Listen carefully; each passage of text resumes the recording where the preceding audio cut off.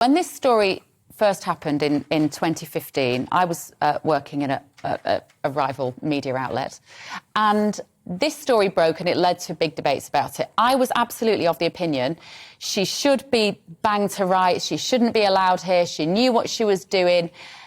Then a couple of years later, I had a 15-year-old teenager in my house.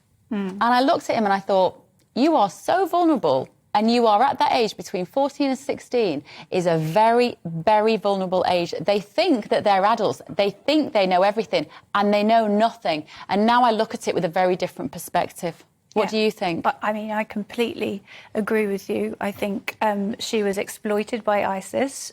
She was completely radicalised. And the important thing here is she was radicalised in the UK. She's a UK citizen, and then she went and did what she did, but she did not, through that, lose her British citizenship.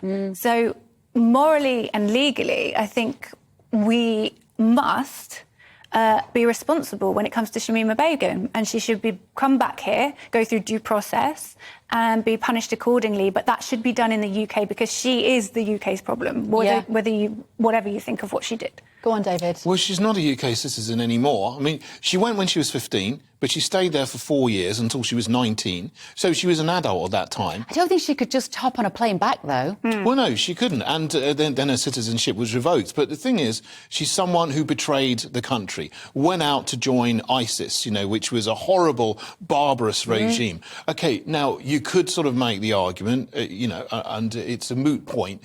Was she radicalised? You know, was she groomed?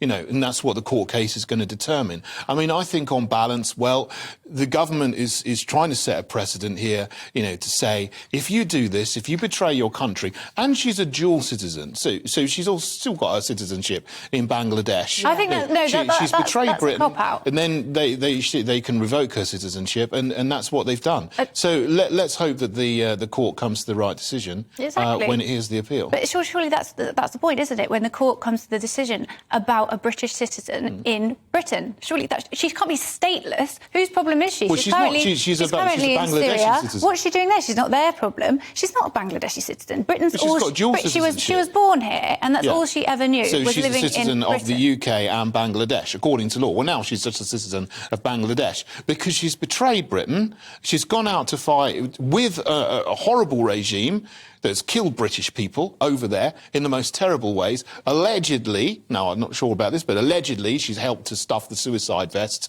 of ISIS bombers and so on. She married one of them, had children by them, and now the guy that she was married has died. Well, if ISIS was still going, she'd still be there. Died. She's been pregnant 3 times, and 3 times her children have died. What were you like at 15? I was very clever, I think, and I was very sensible. I was very intelligent. What happened? I was what happened between then and now? Not sure, absolutely.